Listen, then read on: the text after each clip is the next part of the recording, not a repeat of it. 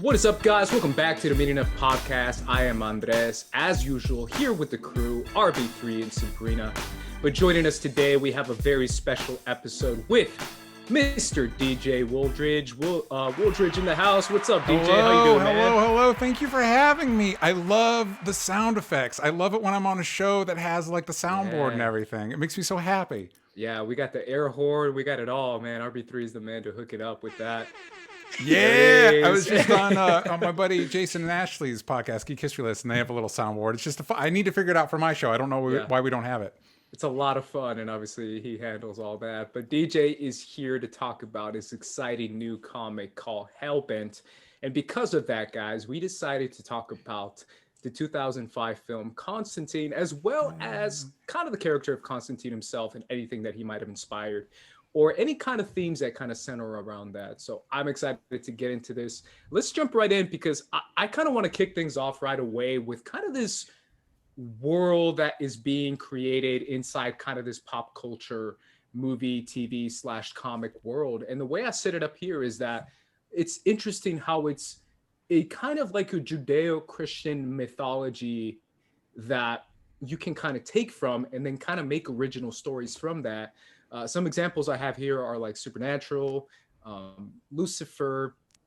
I know there's that crazy Paul Bettany movie called Legion. I don't know if you guys have seen that. Yeah. But that's another one where it's like angels versus demons. It came out like 2008, I want to say. 2010. Yeah, 2010. Okay. 3D. There you go. Yeah, gotta get it in 3D. You gotta get it in 3D, bro. Dennis Quaid in 3D. Yes. Anyways, and then obviously the Amazon show Good Omens, starring Michael Sheen. Like a lot of big properties dealing with this kind of stuff. And then there's kind of like the smaller horror, demonic side to this, which is leaning towards the lower budget, which is much more like starting way back with The Exorcist. You can think about Hereditary. The Witch is another example. Rosemary's Baby is about Satan's baby, like stuff like that, that is kind of centered on this world that is, you know, half foot in the Bible, half foot out of the Bible, but still kind of like messing around with it. What is it about this world, DJ, and this kind of mythology that so many creators have taken from it that makes audiences like want to come back for more? Well, I think it's a few things, right? I think for one, going all the way back, you talk about the Western world, talk about Christianity, you just talk about, go and spread the word. And of course that got married to a lot of colonialism. And so it kind of infected a lot of the planet. And so it's a lie. It's everywhere. It's been spread all over the world. So that's a big part of a lot of people making these types of movies and stories are part of a Western, a Judeo-Christian tradition. But also rewatching this movie, I just rewatched it today. You can see a lot of, and then I just watched the new Conjuring movie as well, and you can see a lot of how The Exorcist specifically has informed how these types of stories are told, to the speaking the verses in Latin, to all of that aspect of it, and I think that's kind of become the benchmark for any of these types of exorcism, spiritual. It's become like the lingua franca of this type of supernatural storytelling, because it is interesting in this movie. Like a character like Constantine doesn't specifically have a lot of Catholic elements in the comics, but this movie uses a lot of Catholicism, and of course the Conjuring movies have made the Warrens into basically Catholic superheroes, and I have to think it has a lot to do with the Exorcist and the fact that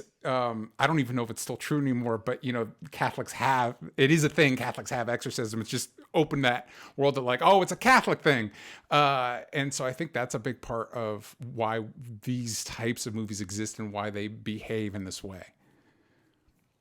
Absolutely. RB3, what is your connection to these kind of stories? I'm definitely curious to hear your story behind it. Well, as somebody who grew up in like a devout like Christian household, I wasn't allowed to watch a lot of these things.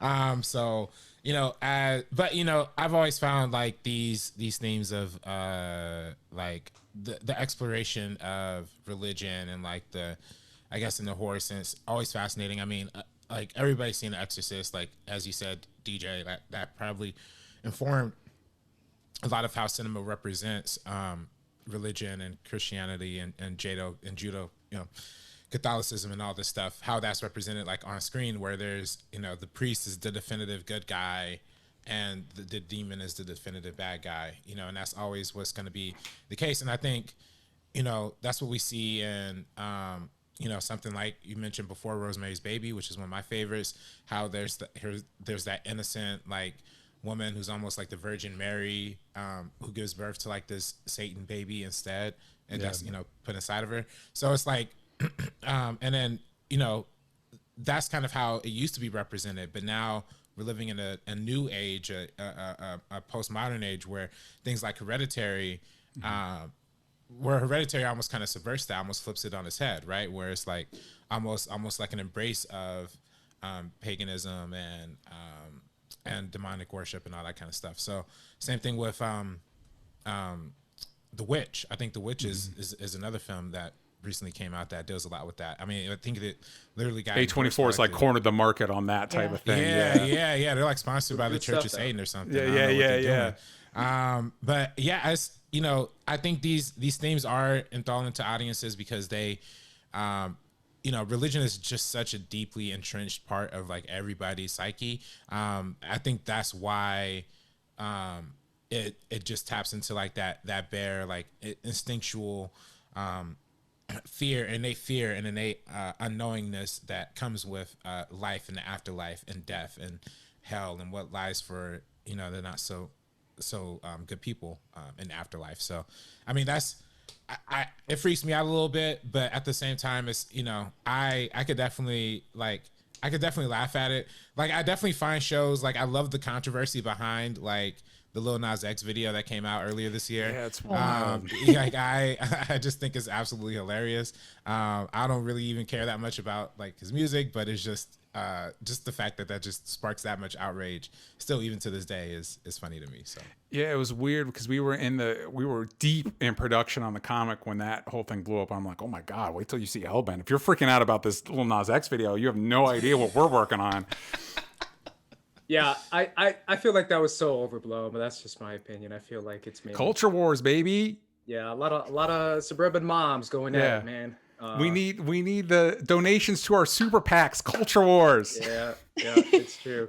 Sabrina, I'm not sure about your upbringing, but what is your kind of connection to these type of stories? Yeah, I kind of had a similar thing to RB3. My parents were like, no, you can't watch The Exorcist in this house. And I did. And my dad literally left because it scarred him so much as a kid that he wasn't able to even fathom the idea of being in the same house as I was watching it. And when I was like 11, I was like, this is not that scary, to be honest, because everyone hyped it up. It is terrifying, obviously, but not as bad as kind of like everybody in his era thought. But I think something that's so interesting about these stories is that a lot of these like characters or people in, religion and in the Bible and all these different ideas, these stories are so familiar to us. So these films or television or whatever it is, kind of taking it and like flipping on its head, I think is so interesting because even like me, I'm not religious and like I grew up in a religious household, but I didn't partake in any of that. So I'm even familiar with all of this. And that idea of religion and faith is so interesting to me because, people like in society, like it gives us something to believe in. It gives us something to hold on to. It goes exactly what DJ was saying about The Conjuring and the Warrens really being like religious superheroes. It's crazy, especially in this last film, because they're going head to head with like a Satanist, like someone who's practicing Satanism. And it's like, we're the good guys, they're the bad guys. And so stuff that kind of challenges that idea and shows both sides like in different lights and all these different characters I find to be so fascinating. Yeah, James Wan does not. Yeah, James Wan doesn't care about any of that stuff. It's just the way these movies are done. Sorry, Andres. No. I mean, obviously, I remember the writers for the first two films as well were like really into this stuff. Like they were actually actively involved in exorcisms and all that. RB3 and I were there when we did a couple interviews with them, and they were like straight up. They're like, "Oh yeah, we've seen them demons, and they are scary." So it's always one of those things where for me as a kid, I also grew up in a super, super hyper religious household. Like Yay, we all grew up in religious homes. yeah, extremely. Catholic So guilt. for me, but I feel like for me, it's completely different than you guys. I saw it more as like, watch this so you could see what the devil will do to you. Because you know what I'm saying? Like, to me, it was all about cautionary tales where these stories were important because these were horror movies that were real. Like, this isn't vampires or zombies. Demons are real. Like, dead ass, if you grew up in the church, demons are real. So there is no, differentiating as a kid. As a kid, you're like, oh, those things will come after me at night if I'm not a good kid. Like, that's what you believe, versus like when I saw all the dozens of vampire movies that I saw as a kid, I knew that wasn't real. Versus me seeing this, and I was like, bro, I ain't messing with no demons. I'm messing with no friggin' Satan, bro. I'm not messing with that. They totally are the villains to me, because to me, it was like growing up with that. So yeah, I just think it's a fascinating thing, because kind of going to your point, Sabrina, the idea of making it like a mythology, DJ, and the idea of like taking characters, especially from the Book of Revelations, because I feel like that's essentially where everything's at, which is a crazy book if you ever actually read the Book of Revelations. It's like the most different book than anything in the Bible, in my opinion, because it has like different creatures and different like creatures and different types of demons and like the 4 horsemen, and it's like the most like crazy like R-rated like fantasy tale that makes it very grim and dark and kind of bitter, which makes it terrifying, which is perfect for like horror type movies and horror films. So I'm kind of curious about taking the mythology of it, DJ, and kind of turning that on its head and making it almost kind of like what like Marvel has done with like Greek mythology, or what Stan Lee did with like Thor and Loki, who come from Greek mythology, but he turned them into superheroes, when you can do the same with like Michael and Lucifer and all these kind of characters. Yeah, I think it's one of those, like, it's tricky, right? This has the benefit of being an R-rated movie in the early 2000s. I don't know that you could do the same thing now, which is weird. Because like, to the point where, I don't know if you guys have been embroiled in all the Loki conversations, but like a lot of people speculating like, oh, is it going to be Mephisto? And it's like, I actually don't think Marvel, with its 4-quadrant down the middle, get everybody in there, would even touch a concept like the literal devil is a villain in this movie. You know what I mean? Like, I just don't think they're going to participate in that. But I do think we're in a place where you have a little, especially if something that's more adult oriented, that kind of is more tailored to a specific audience.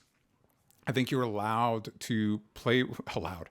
You'll get less shit for playing with some of those elements, and it is like everybody was talking about. You know, it's such a part of our culture and our identity that even if you don't identify as religious, you're at least vaguely aware, if for no other reason. Like you were saying, like so many horror movies, so many haunting movies. Every movie since The Exorcist has pulled from elements of this that you're vaguely aware. And that's kind of what this movie really trades hard on, less about the actual biblical mythology that's in there and more the mythology that movies have made since The Exorcist. Like, especially when you start getting into kind of goofier concepts like the idea of hybrids, like what does that even mean in this context? That's kind of where this movie exists.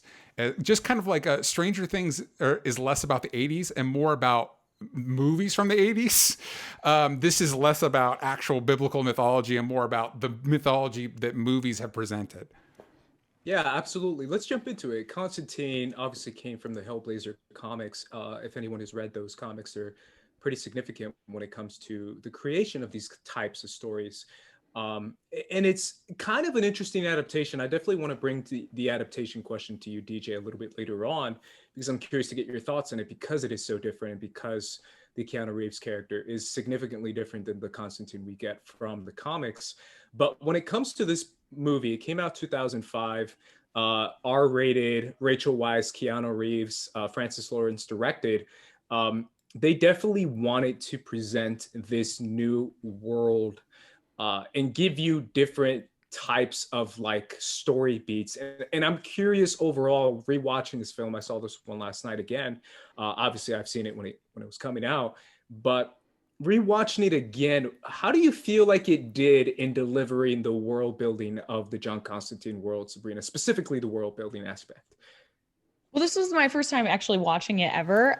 So I thought it was so interesting because typically I love the way they portrayed like hell. Like it literally looks like a place that you do not want to be at, because sometimes it's kind of glamorized and it looks a little fun. And this is one of the times we've seen it where that's not the case absolutely LA at on all. fire. That's where LA hell on was. fire. I was like, that's already LA though. And it's just so interesting to like the introduction of this character and him being, I had no idea this is how it was, and he's like definitely like self-serving and very, very cynical. The fact, like, right when we see him and he's dying from lung cancer and he's picking up a cigarette and smoking as he's talking about the fact that he's dying from lung cancer, it's just absolutely insane. So I love the introduction to all these different ideas right at the start of the film. That's kind of like what pulled me in.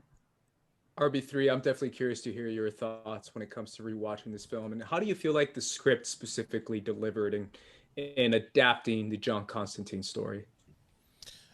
Well, yeah, I mean, in terms of the adaptation, I didn't know too much about the comic book character, his comic book counterpart, before, or if I'm being honest, right now, I haven't read too much of Hellblazer or of the Constantine work in general.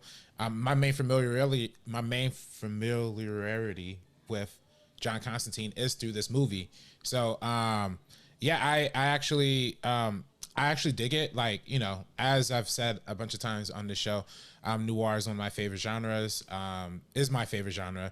And I just love anything that kind of mixes those elements into something freaky. And I love that, this time around it's like supernatural horror, with like him, kind of acting as like the troubled detective looking to like unravel the case. And it usually when, and I find it fascinating because they take a lot of noir elements and like subvert them, like you said, like the whole like LA on fire thing in Hell. That's funny to me because most noir movies are set in LA, like that's the LA set thing. And I don't know, I don't know if either of y'all, if any of y'all actually read the comic books, and if that's how that is portrayed in the comic books. But if that's uniquely cinematic, then that goes to show like they were referencing a lot of other movies and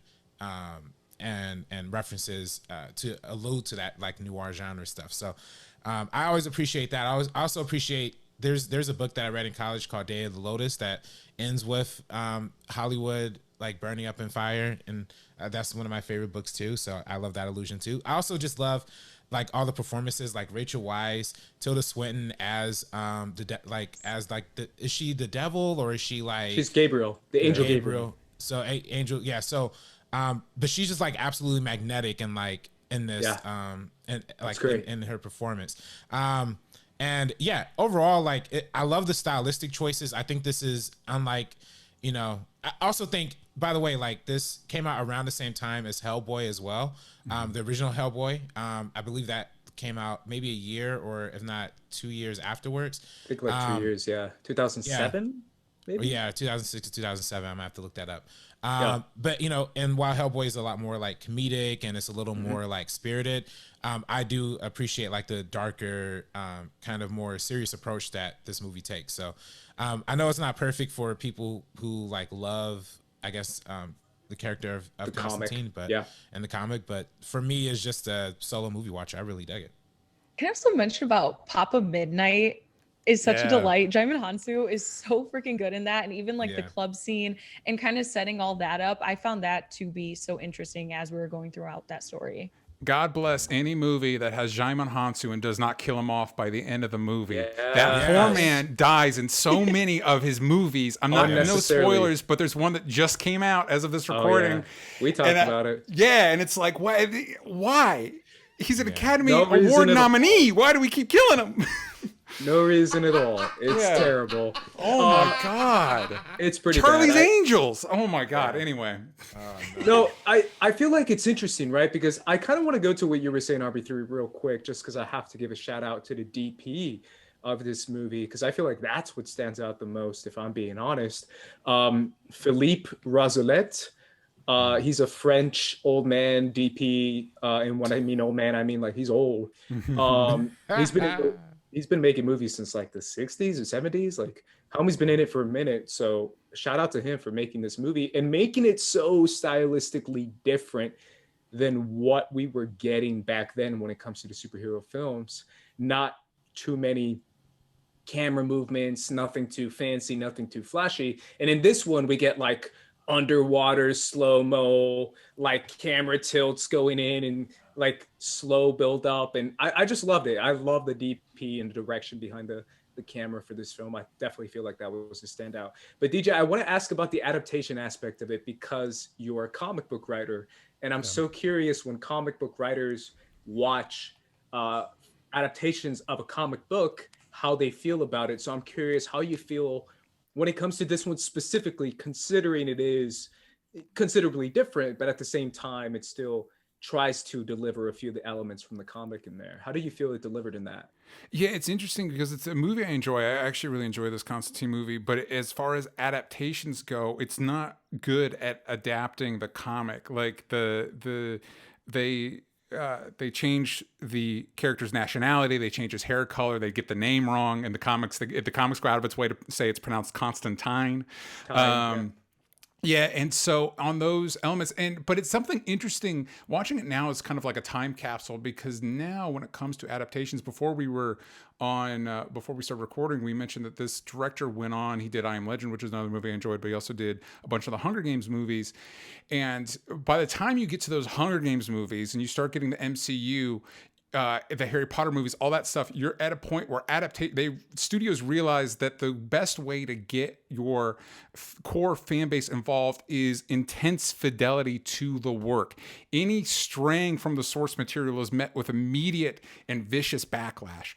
And so it's interesting going back to the time where the focus wasn't necessarily doing everything exactly the way it was in the comic, but just making a good movie. Like let's just make a good movie.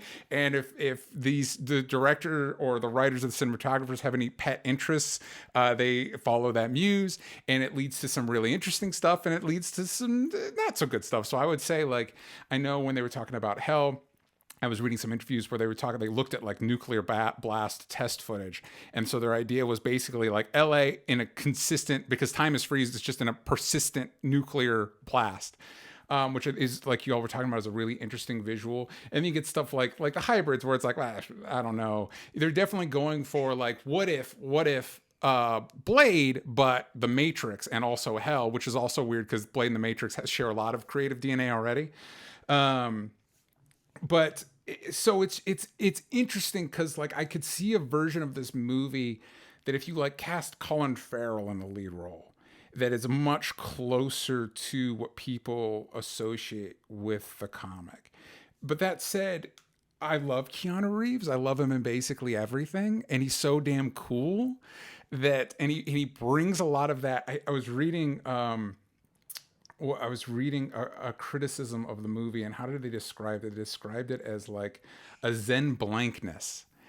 And I was like, yeah, that sounds like a diss, but I don't feel like it is, because there's something about his ability to exist in the space and kind of like let you as an audience intuit what's going through his head that really, like John Wick, Speed, The Matrix, all of that stuff. It just works. So I think I enjoy it. I think it's also a bummer with the way the movie ends. I feel like the movie leaves some threads, leaves a couple key characters on the table that it's like, yeah, I kind of wish, as much as I am excited for the idea of a more traditional, accurate depiction of the comics character that I love, I am kind of bummed that we don't get more of this world. Like this version of the character, I think is entertaining, and there's a lot of merit in it. And like RB3 was talking about, the idea of LA noirs and marrying that with the character. I think the spirit of the comic character is definitely there, especially when you get into scenes like the very first exorcism scene where he ejects the demon into a mirror and then breaks the mirror. That type of stuff is very, very true, like, to the character, I feel like, because he was created by Alan Moore originally in Swamp Thing, and Alan Moore is big into chaos magic, and that plays a big part of that type of thing. It's just a different way of perceiving that stuff. And so I thought there's a lot of the spirit of the character in here, which I think is cool. It's interesting, right? Because the first thing I thought of was the kind of world building concept, especially when you're showing this to audiences who don't know anything about Constantine, which is most audiences, considering not everyone is familiar with the character. Especially in 2005. Yeah, especially in 2005. So I felt like that was kind of like the big, like getting over the hump of like, how do I explain this world? And the movie just kind of throws you into it with as little exposition as possible until like maybe the very end. You kind of don't know what's going on. You just see like this Mexican guy get possessed, and then he just starts walking, and you're like, sure. I don't know what that is or what's going on. Like, how did you the just spirit, don't really. How did the Spirit Destiny and the Nazi flag end up in Mexico? Whatever, doesn't matter. Yeah, exactly. Or like, what is up with the bugs and the bug demons? And they don't explain that. Like, that's also like one of those things where it just kind of throws you in there and it makes you want to see what the story is. Same with the priest that John meets up with. Like, he's a seer, I believe. Yeah. But they never explain it. They just show you him going through newspapers and stuff and his eyes rolling back, and you have no clue what's going on. So I think it's definitely an interesting way to make audiences kind of just jump into it. And I definitely feel like maybe there is a portion of the audiences that was confused for sure. Mm-hmm. But the thing that I like about it the most is how it's set up for like future projects. And I mentioned a couple of them, but I want to mention them again because of the similarities. I have told these two guys here, Sabrina and RB3, that I have seen all 14 seasons of Supernatural. Good for you. As a Supernatural stan. And I could honestly say that there's a lot of themes in here with like angels being a-holes that hate humans. That's Gabriel. That's a very supernatural thing that they take from that when it comes to like Lucifer personally being upset because you're killing demons, or like the demons in hell are like, I can't wait for him to go to hell because he's sent so many of our brothers down to hell. Like, that's a very Constantine thing that they say a lot in the movie, is that he sent so many demons to hell that he's going to go to a prison, I think is how he describes it, like a prison where I sent all the inmates there. That's a thing that comes up in Supernatural quite a bit. There's also Lucifer, the show and the comic as well, as well as the Paul Bettany movie, which is another thing I just keep bringing up. But all those things kind of take the concept of like, what if like angels had their own agenda and demons had their own agenda, and they just kind of battle it out with like humans in the middle. Then the humans are like the good guys, and the angels and demons are bad guys both. So I feel like that kind of led to maybe the opportunity for more stories to be created on screen. I don't know if you're going to agree with me here, DJ, but we do have an upcoming Sandman project from Netflix coming up, which to me kind of feels similar in this vein when it comes to the stories that are in Sandman, as well as, I don't know if you've seen American Gods. That's another love it, Neil Gaiman story that is also having to do with mythology and like old-timey gods versus new-time gods, which is very similar to what like a Constantine or like a Judeo-Christian mythology brings to you. So do you feel like this kind of let studios know like, hey, this kind of stuff can work on screen? I don't know how you feel about that, DJ. I don't know about this project specifically because I actually don't know how well it was received. Sure. But I do think once you get into the period we're in where comic books, particularly superhero stories, are making all of the money in the world, I think people that maybe want to try and make something different or appeal to a different audience start exploring a lot of essentially what you're talking about here is the classic Vertigo comics from the 80s and the 90s, which, you know, it's part of the reason why we're talking about this movie, because that was a big influence on the comic I'm making, Hellbent. And so you start looking at those stories, and those are like these beloved benchmarks that once you've gone through all the Avengers and the Justice Leagues and the stuff like that, then you start getting into The Boys, and you start getting into Constantine and Hellboy. You mentioned Hellboy earlier, are a little bit unique because I think they're more part of the tradition of stuff like The Crow or Teenage Mutant Ninja Turtles, or stuff that was already on the fringe that kind of like got bumped in quicker than the rest of the less mainstream stuff. Because I think I think there was a lot of hesitancy to dive into straight up superhero storytelling for a majority of the time of the existence of comics. And so you reached out for stuff like Constantine that maybe aligned more with The Exorcist or noir movies and stuff like that. But now that you're trying to get every property, I mean, now Constantine's hanging out with the Legends of Tomorrow. You know what I mean? Like he's essentially on the CW. But I definitely think when you talk about like it's Kripke who created Supernatural, right? The original showrunner. Yeah.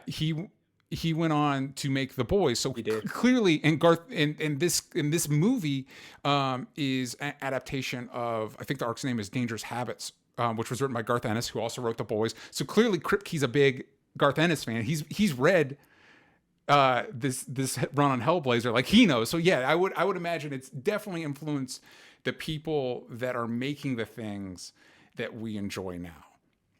Yeah, I feel like that's definitely the case, especially when you start to lean towards more episodic type stories.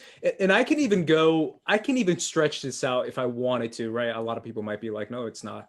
But like I could even go to like the animated aspect where there's a lot of Constantine animated films. I don't know if you guys have checked them out. There's like a lot. There's like 5 or 6 new animated movies. There's a new one that just came out, I believe, a couple weeks ago. And there's also kind of this new wave of like animated demon gore, which is like Castlevania. Castlevania. Castlevania is literally like priests and demons and creatures and a lot of disgusting things that are going on there. And I feel like that is also kind of coming with that aspect of like, how do we adapt this product that we like into a format that people can watch and enjoy? How do you feel about that, Sabrina? And how do you feel like maybe we're going to get more stories like these in the future? Well, I think it's just interesting because like, even when we look at stuff, I know we're naming so many different examples like Supernatural or things like that, but another one was that Sabrina show on Netflix. Oh, there you go. They deal with all of that. They deal with like witchcraft. It's cool to dive into these things that, you know, there are people in our real life like that practice these types of things. And it's not necessarily looking at it from an objective and believe it. And it's not necessarily good or bad or anything like that. It's like obviously 100 years ago or even 50 years ago, if you talked about witchcraft, everybody would be like, don't hang out with that person. Don't even go to that person's house. But it's a completely different story now. So seeing that from an objective standpoint where it's not necessarily good or bad, I think is something that we can dive into in so many different things. And that's kind of what we're seeing now with things like Sabrina, and like Supernatural was a huge phenomenon. I wish I dived into it when that first started because now it's way too deep for me to get into it any point too now. Late. People People are always like, you should check it out. I'm like, 14 seasons? That's not happening. They're like, well, you just have to wait through. You have to get through the first 3 or 4, and they're not very good. But once you get there, I'm like, no, it's not happening. I'm sorry, the ship has sailed. It's gone. I think you can do it if you just watch 1 through 5. I think that's plenty. I feel like after 5, Kripke leaves, and that's when the story starts to kind of stray away from what it originally was.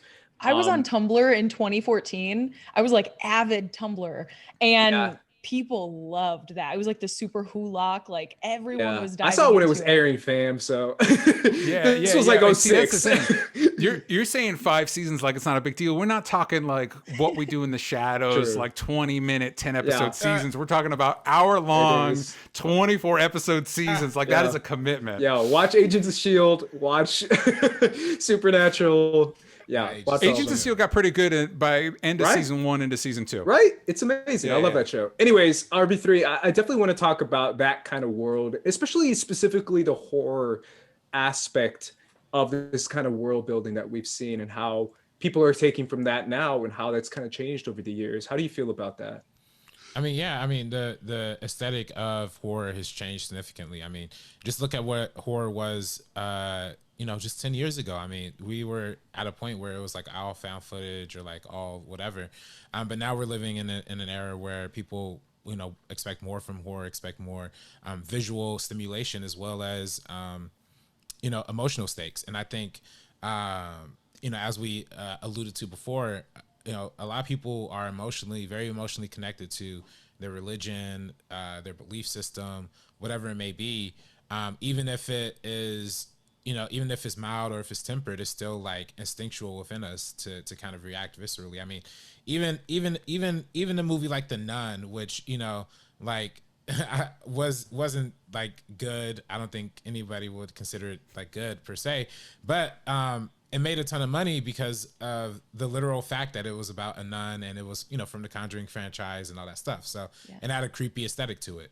And I think that's basically like where we're at, in horror. And that's, to me, is good because I much prefer that than the, what we see in found footage. I also don't love like slasher films either. So I you gotta watch the right slasher movies, dude. You gotta watch the right ones. Yeah, no, I gotta tune in. Maybe I gotta tune into the right ones. But there's just some of them just get a little. Even we have some really good slasher that's been coming out lately. Like when you talk about like Happy Death Day, even the one with Vince Vaughn, stuff like that. I feel like they're taking that genre and they're making it something a little bit more interesting. But I love that you mentioned The Nun. Out of all of the Conjuring films, The Nun made the most money, and I think it's one of like the worst received. That's pretty crazy to me. It's literally just like The Nun, the visuals, the aesthetic, all about that. Like I think people are just flocking to see a film like that. The aesthetic is the best part of that movie. It definitely has like an old school Hammer horror vibe, which was very cool. Like just being like, especially, that was back when we were able to see movies in theaters. What a wild time. Sitting there in like a nice, cool theater, watching that stuff. Like that element was really cool. Less problematic than the third Conjuring movie. There you go. Yes. But I also kind of feel like that's part of what it is, right? And obviously the Conjuring movies, I haven't seen the newest one, if I'm being honest, but the Conjuring movies, that's okay. Ever since I saw the first one, I kind of felt like I knew where this was going, which is kind of where the first Exorcist movie went anyway, which is kind of what goes back to what I was saying, which is kind of like, yes, there's demons and yes, they're creepy, but if you believe in God and you raise your hand in the sky, you can destroy them with the snap of your fingers like Thanos. Like it feels like a very like superhero slash like, you could play this in a church. The Conjuring 2 for sure definitely felt that way, especially at the end. I felt like they had the Bible as like the Deus Ex Machina with the page at the right exact spot. Oh man, but that's also like if you want to stretch it a lot, and I can't stretch it. Constantine, that's what Constantine is. Like he's, saying he's literally pulling demons out of people in Latin, doing the demon possession thing that I tried to memorize when I was watching Supernatural, because they also do it in Latin too. But you got to do it in Latin. It's the only language they know. Exactly. Demons are like, shit, he's speaking Latin. Yeah, he's speaking Latin. You got That's the one language we learned down here. Oh no. But when they're doing it and they're saying en el nombre de Cristo, but obviously in Latin and not Spanish. But they're saying all this stuff and you hear the words like Christ and Jesus and God, and they're doing the cross and the cross. It feels very much like on branding for like, like after the movie ends, you can go to the, concession stand and buy a Bible. If you want, where you can fight actual demons with the Bible. You know what I'm saying though? Like it kind of feels like that. And I'm just like, all right, okay, cool. This is what it is. But I feel like you can take from that and stretch it really far, which is kind of what Constantine does, which is why I enjoy it so much. And I think we all kind of agree that it's definitely a unique and different comic book adaptation. Alrighty guys, after the break, we're going to go to break right now. And after the break, we're going to be talking about Hellbent, which is DJ's new comic, that diving into all the themes inside that comic coming out soon. So make sure you guys stick around right after the break. This ain't funny, so don't you dare laugh. With the 4/5 divide you in half. You getting at me equals a club half. You do the math, take you out the equation. This ain't funny, so don't you dare. In the beginning, God said, "Let there be light." And bang, there was light, soon followed by life, and with it, free will. And the devil f***ing hated that shit. Hey everyone, my name is DJ Woolridge, and I've got a new comic called Hellbent that I'm so excited to share with you, and I made it with these wonderful people. Hi, I'm Jaina July. I am the co-creator and co-writer of Hellbent. Hi, my name is Heather Vaughn. I'm the, inker artist for Hellbent. Hellbent is a 44-page comic filled with monsters, magic, and metaphysical mayhem. If you enjoy the cosmic irreverence of Preacher, or the phantasmagorical world-building of Sandman, or any of those classic Vertigo comics, you'll love Hellbent, which follows the story of Jezzy, a teenage trans woman with incredible supernatural abilities, and Nick, an arcane assassin that's like a badass blend of John Wick and John Constantine. Or Constantine, depending on your inclination. When I think of Jezzy as a character, I think of someone who just wants to be free and wants to be able to be who she really is. She's going through a journey that I think is relatable to basically anybody who's kind of come of age, which is all of us. She's badass. The campaign for Hellbent is live right now on Kickstarter. If you go to hellbentcomicbook.com or click any of the links in the description, or just go to Kickstarter and type in Hellbent, it should take you right there, and you can go support this comic and get your own copy. Come along, children. Now we're going to have a little music.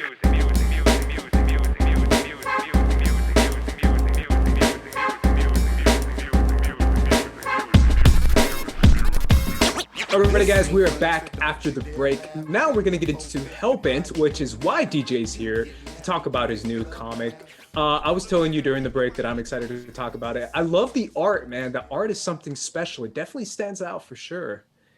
Yeah, we were really lucky. So this has been an idea I've been playing with for a while, and I kind of pitched the rough concept to my friend Jana July, who co-wrote it with me. She and I have been friends since high school for a long time, and collaborated on stuff. And it was both something we kind of really, the concept was really interesting to us. And so when you're kind of like not as well established, like you just kind of shotgun out, you look around, you spend time on like websites and forums and stuff like that, and find artists that you like, and you kind of just reach out to them and see if they're interested. And fortunately, Heather Vaughn really fit the project and was into it, and her work was great, and it all just kind of worked out, and it just kind of snowballed from there. Heather's our interior art and our main cover, and we've got Ellie Wright on colors, Haley Rose Lyon on letters, and then we've got variant covers from Nicole Gu and Danny, who've worked on a bunch of like Marvel, DC, a bunch of big mainstream books, and so it was really cool to get variant covers from them. Yeah. I love it, man. I think it works so well with the character and the stories for sure. Speaking of which, man, I've read the description. I think we all have, which is a lot of fun. It sounds really interesting for sure. I think the first thing I have for you is I have to talk about the devil character and the way you set him up specifically in your comic, because we've seen a lot of like versions of like Lucifer and what he is, a lot of sympathetic versions for sure, kind of making him feel like he might be like a misunderstood hero or an anti-hero. But you decided to go with this approach of making him very much like pro-authoritarian, pro-borders, pro-capitalism, pro kind of a lot of what we see right now happening in the world. What made you choose this approach? Well, it was a couple things, and we didn't mention the last thing, but like shout out to Peter Stormare playing the devil in Lucifer, in Constantine. I can't imagine a better, in my brain, that is the person you cast to play the devil. But anyway, and yeah, for people that want to know more about the comic, you can go to hellbentcomicbook.com. And the basic premise is a trans woman with incredible supernatural power has to go on the run with an arcane assassin to escape a cult, and the cult worships the devil. And to answer your question, it kind of came from, so Jane and I, we all admitted in this group that we came from more religious backgrounds. Jane and I actually went to the same church together when we were kids. And so we grew up with a lot of that same stuff, and I actually I was way into it. I think I've read the Bible cover to cover like 3 times. And something that you notice when you actually spend time with the book is that that's kind of what the devil represents. Like if you go to Job, he's kind of like a lawyer trying to convince God that like that Job isn't a good person. If you look at, a lot of the times the villains in the Bible represent the state, they represent the religious authority, they represent the man in charge, you know what I mean? They represent the man. And so I felt like that made sense to me. If the devil is supposed to represent evil in the world, it made sense to me that he would represent authoritarianism. He would represent capitalism. He would represent those things that I think are used to oppress people. And it kind of sprang from this idea of basically going at him like any other villain. What motivates him? What drives him? And we really like this idea that if you're talking about this omnipresent creative force that is God, non-binary force that created everything, and created the angels and the demons, and then created humanity, that the devil would be this figure that really is essentially, he would never admit it, but he's essentially jealous of humanity, and he's jealous of basically the idea of sharing God's attention with anybody. We describe him in the video as kind of like God's crazy stalker ex-boyfriend. Like he just really can't get over the fact that like God would like anybody, even at the same level as him. And so he's made it his mission to, similar to the Job story, he's made it his mission to prove that humanity is not worthy of God's time or attention. And that's kind of his motivating factor. And once you get into that, basically you're talking about a religious zealot, essentially. And so then that's where all those things kind of connected, which leads us to the story that we have. Yeah, something that definitely stands out to me is the character of Jezzy as their protagonist. How'd you come up with her character? Well, I think the original idea was going from that conception of the devil, playing with the idea of the Antichrist. And there's a verse in the Bible, and if I was a smarter person, I'd be able to pull the verse out at the drop of a hat, but I can't. But it talks about nobody knows the day or the time of the end times, essentially. Andres, you were talking a little bit about Revelation earlier. And not even the devil knows. And so I like the idea that since the devil doesn't know, he's just constantly putting out an heir and what's supposed to be an Antichrist every generation in hopes that, hey, maybe this is the one. Maybe this is my time. And eventually you get one that's not into it. It's like, that's not what I want. And so my co-writer, Jaina, she's a trans woman. She's an LGBTQ counselor, an academic. And so this idea that like the Antichrist, according to whatever prophecy in the world of the comic, is supposed to, like, the devil's dead set on it has to be a dude. And Jezzy's not. She's a woman. And she comes out when she's kind of rejecting, like, no, this is not who I am. I'm not a woman, or I'm not a man. I'm not supposed to be the Prince of Darkness or any of this shit. And that's, again, that was kind of like, it all was part of the primordial creation process. And that's why it was important when Jane and I were creating this, it kind of became important that we realized that, like, our two leads are Jezzy and Nick. But Nick is your more traditional stoic badass person, which also translates to he doesn't get much of an arc. He doesn't grow a lot as a person. And as part of his character, he's kind of a calcified, not emotionless, but kind of close to it type person. And so Jezzy gets this coming of age story. So she's really kind of the focal point of the story. So when you're talking about a young woman coming of age, it became important to be like, I didn't want it to be like other comics where it's like, hey, we're talking about a woman coming of age, and here are all these white dudes to tell that story. And so when we were looking at the art team, we wanted a team of women and non-binary people that could help. Obviously, Jaina was a big part of that too, but it's not, it takes a village to tell one of these stories, and we wanted everybody to contribute their perspectives on it because,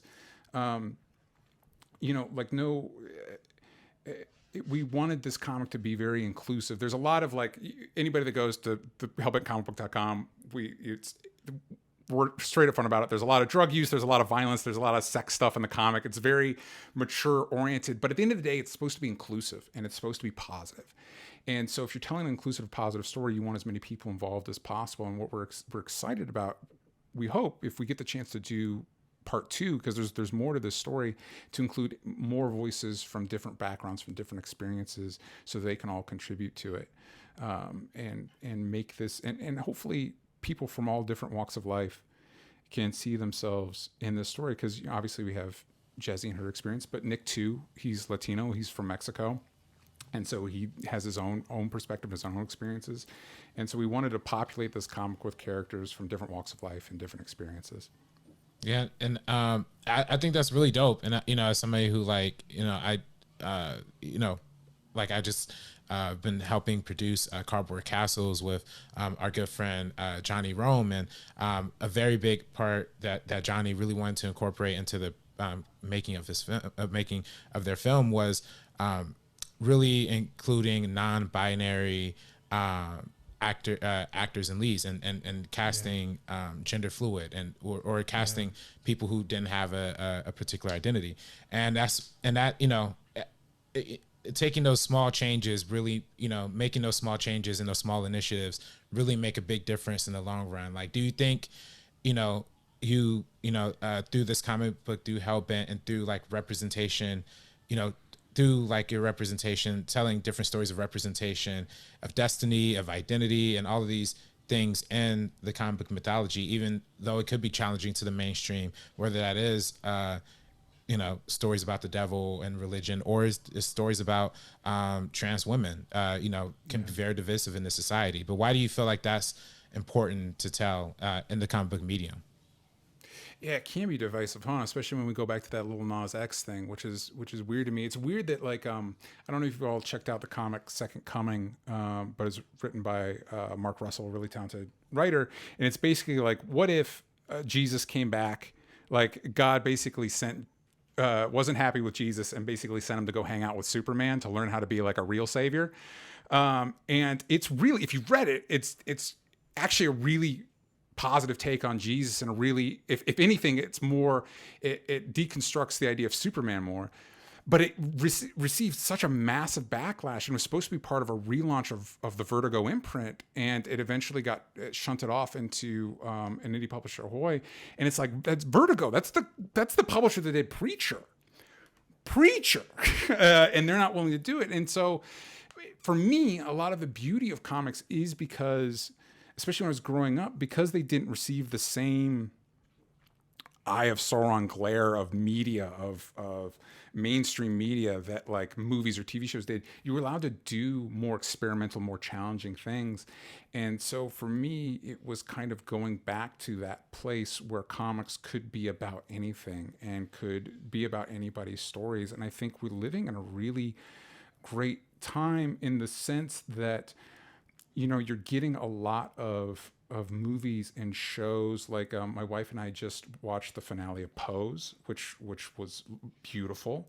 And you go to like comedies like Rami, and you go to, we're in a time where people can tell stories from so many different perspectives, and it really enriches the experience, and while simultaneously reminding you that people's experiences in a lot of ways are universal. The goals that we want, people could, if they really wanted to, split hairs about Jezzy being a trans woman. And while there is specificity to that experience and specificity to the challenges, at the end of the day, it's still the universal story of coming of age that we've all gone through, and it's different for each of us. But there's elements that unite us, and I think there's power in that. And I hope, again, and as we expand the world, as we bring in more collaborators and stuff like that, I hope that it allows more people to see themselves in this work, which also, I'm not sure there's a lot of people listening to your show that wouldn't be into something like that, but on the off chance that they might be, you're doing the service to yourself, because I think if you just on the purely selfish aspect of you want to enjoy good stories, telling more diverse stories gives you more good stories. And it gives you insights and experiences and stories that you haven't seen before. And so, you could do the whole, we could do the whole same story of like the white anti-hero billionaire decides to beat up poor people with mental disabilities. You know what I mean? Like that's the story. You could do that. I mean, why not? But why not give yourself an opportunity to experience something from a perspective that you haven't seen before, and broaden your own insights. And hopefully people can see the beauty in that, in a story that again is full of violence and cursing and horse demons and stuff like that. Well, the first thing I think of, man, is, if I'm being honest, now that obviously we've all kind of disclosed our connection to the Bible, I don't know how deep you guys got, but it sounds like you got deep, DJ, when it comes to the actual Word of God. But one of the most interesting aspects of it is the idea of like not having any kind of defined binary kind of, identity for creatures of God, right? Like we don't necessarily, especially in the book of Revelations, as I said before, but we don't necessarily put that there. We don't say like a he, him / creature of God. We don't know. We don't know what it is. So I think that was one of the most interesting aspects. Obviously, when we were talking about Constantine, we didn't bring up the fact that Tilda Swinton playing the angel Gabriel was such a conversation when that movie was coming out. As little as, I don't know how many people saw the movie and how many people were a part of that conversation, but I remember it. And I remember that being a point of conversation because it is like a stereotypical, like the angel Gabriel. Everyone knows who that is, but then it's Tilda Swinton playing it. I feel like that's a very interesting perspective, because when you read the Bible and you realize you actually can have that interpretation, I think that's an even more a bold look on it, because it is very possible when it comes to even the Bible. Yeah, it's interesting because we in this first chapter, these first 44 pages, we touch on it a little bit, but if you spent time with it, we tend to the Bibles tend to present it to people as like God is white guy with beard and clouds, right? But the way the Bible talks about it, there are times where God is referred to as a mother hen. There are times where the feminine pronoun is used, and so again, when we were taking this mythology, we were kind of like taking it at face value. The idea being that if you were to try and conceptualize a being that was big enough to literally create the universe as we know it, you are now beyond basically every conception you have of what would define a person. So you're so far beyond the idea of gender that it's almost comedic. And something that we want to get into down the line is spiritual entities in the world of Hellbent do not have gender, because why would they? So it's important that the devil has gendered himself. The devil refers to himself as a he. Why? You know what I mean? Like, why would you do that? You know what I mean? And so, because there is kind of the devil's relationship to humanity is something we explore a little bit in a very specific way to Jezzy's relationship, because it is her dad. And it is a toxic relationship. So the idea of having a toxic relationship with a parent and how that informs you as a person and how you define yourself outside of that does have relations to what the devil means to humanity, because that is also a toxic relationship we're in. And in some ways that figure has almost defined what we've become as humanity almost as much as God has. And we don't spend a lot of time with the God as a person, mostly because how would you even go about depicting that? You know what I mean? Anything you would do to depict that would diminish it. And I find it's one of the things I don't love about the Constantine movie. It's something that a lot of a lot of our conception of the devil comes from Zoroastrianism, where it's two equally powered beings against each other. And I find that less compelling than if you say there is an all-powerful God and everything else is made by that. So then what does that figure think about what's going on here? It becomes less knowable, almost scary, almost a little bit. Once you're dealing with something that massive, your own problems it contextualizes them differently. Almost like are you all caught up on Loki? Okay, two episodes. Oh yeah, same. So no. Though I mean, the only thing is that first episode when he opens that drawer and he sees the thing that everybody of the past 10 years everybody's been dying over, just sitting there, and people use as paperweights. You're like, wait, what am I dealing with exactly? Once you're in that kind of context, it changes the way you perceive your reality. Anyway. Yeah, no, that makes total sense to me, and I think it works well, because it is it's too massive, right? And that's why it's a little bit easier to bring it back down when it comes to these other types of characters, which I think is fascinating, man, because obviously we live in a world now, especially where a lot of these, you know, mega preachers and mega pastors are like, you know, flying off in their PJs and like doing their things. And we kind of associate that with God, and we associate that, you know, somehow my relationship with God has gotten me, you know, a $500 billion home. And that's why I'm successful, when in reality, it's probably the opposite. Yeah. And you guys said I can cuss, right? Yeah. Fuck that shit, man. Yeah. Fuck it, because it's such garbage. If you look at the Gospels alone, you know, a lot of the stuff, and there's something interesting thing here too. Like a lot of that stuff is very leftist in Jesus's ideology. It is. And it's interesting that, you know, even something as mainstream now as Superman, like if you go to the original Superman comics where he's basically throwing slumlords off of buildings and stuff like that, he's very much fighting the establishment, but then that character, that figure starts making money. And so then the message changes. And it's the same thing with Jesus. And it's so frustrating. You had churches making people come out in the middle of COVID. Why? Because their tithes depended on it. If those asses aren't in the seats, nobody's putting money in the basket and they're not getting paid. Fuck that shit. That's not what that shit's about. That's not it. It's so frustrating how this thing, like you go back to a lot of churches will have conversations about like, oh, I don't know if we can have woman leadership. The original church had a bunch of women leaders because it was about marginalized communities, and women were marginalized. And so that's what that represented. That was the point. And it's frustrating to see something that if you actually spent time, not that everything in it is perfect, because like a lot of works, like you bring yourself to it.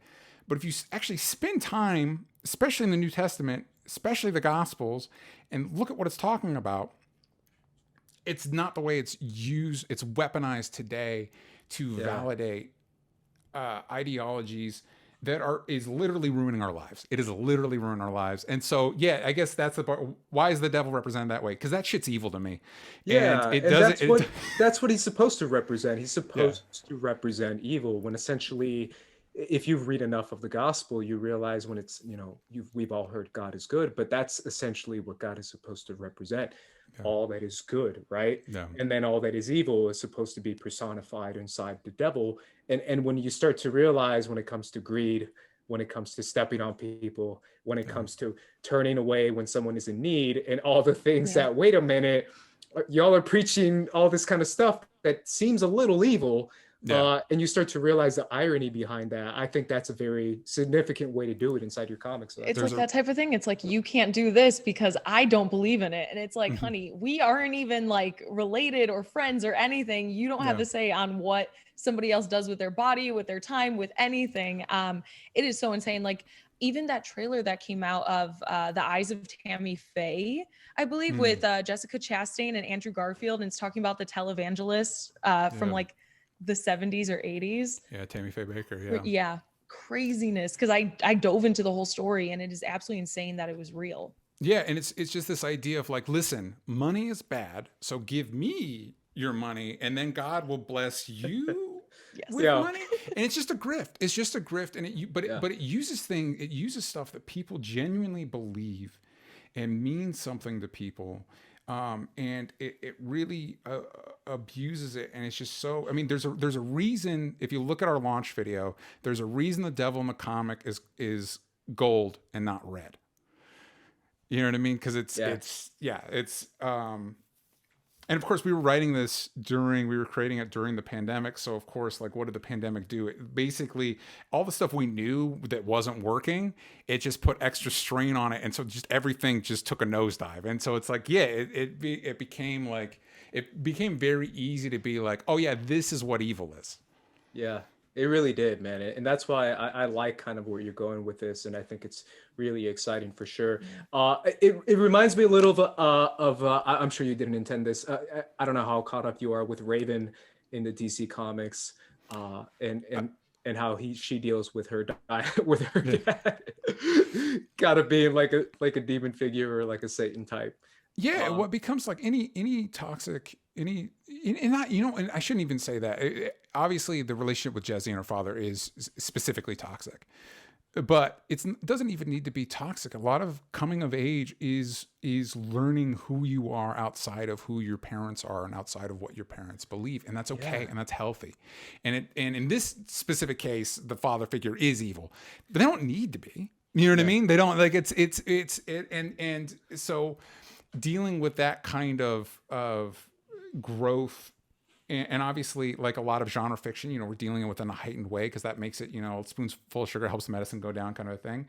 But we wanted to tell this fun, supernatural, action-packed story, but it doesn't mean anything if it doesn't connect. You want it to connect with people, and you want it to people to take away something. You want people to see themselves in it, and so that it will resonate with people. And I think, like, if you've ever been in a museum and you're looking at like a work of art, if it's good, and if you're in the right headspace, you're in a conversation with the person that made it over time and space and all that stuff.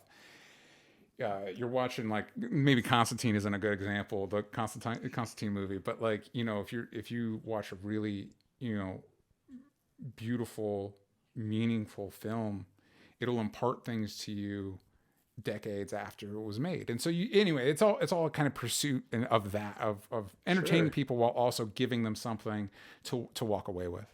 I love it, man. And I love those kind of stories. I think that's why I was so, this is my last thing. I'm going to get a groan from these two. That's why I was so partial towards Rise of Skywalker. But I felt like that's kind of where they were going to, where it was like, she's like the daughter of Satan, but she rejects that by like the end of the movie. When she's like, crap, my grandpa's the devil. And then she kind of has to realize, like, who cares? Like, I can be who I want to be by the end of the film. But anyway, I was really happy that wasn't the Suns reference. That's the one thing. That's what I was waiting for. I thought it was going to be something about the Suns. No, but I really am excited for this, man. I definitely want to check it out. I've been following these kind of stories forever because they really do hit near and dear to my heart, because I am so familiar with all these themes and all these stories because I grew up with them. So I'm excited, man. I'm excited to jump into it again. Where can everyone find that or support it? And what's the process at right now?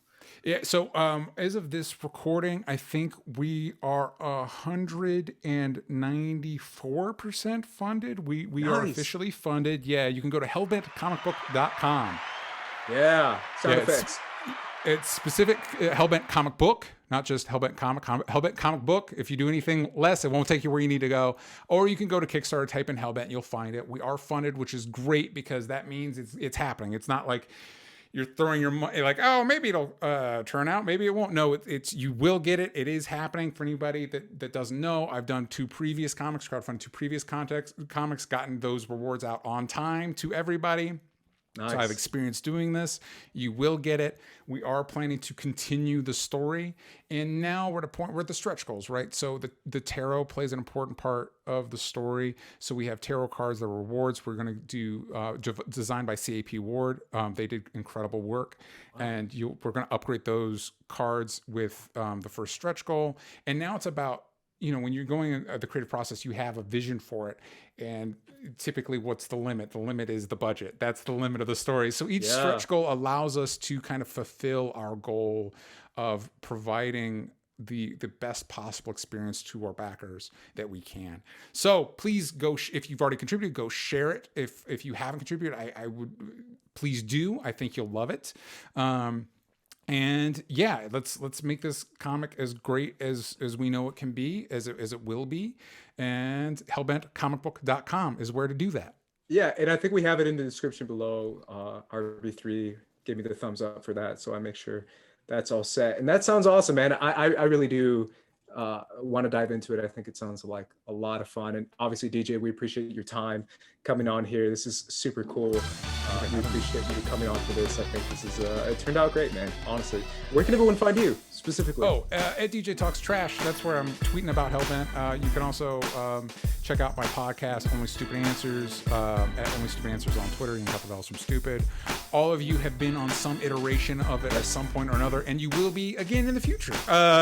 So yeah, Only Stupid Answers is the place to check all that stuff out. We just did our most recent episode was talking about E3 with Dan Casey from Nerdist, so that was really cool. Yeah. Awesome, man. Obviously, guys, go follow DJ over there. RB3, where can everyone find you, man? You can follow me on Twitter and Instagram at Director RB3. Sabrina. Twitter and Instagram at Sabrina X Monica, also on Twitter at Sabrina on Film. Now I'm at Squad Leader Race, guys. Make sure you follow us at First Cut TMO as well. Make sure you subscribe to First Cut if you haven't done so already. Leave us a comment down below. Give us a like. Do all that jazz. I know RV3 will greatly appreciate it personally, so make sure you guys do that. Either way, guys, for the First Cut crew, we're peacing out. Peace.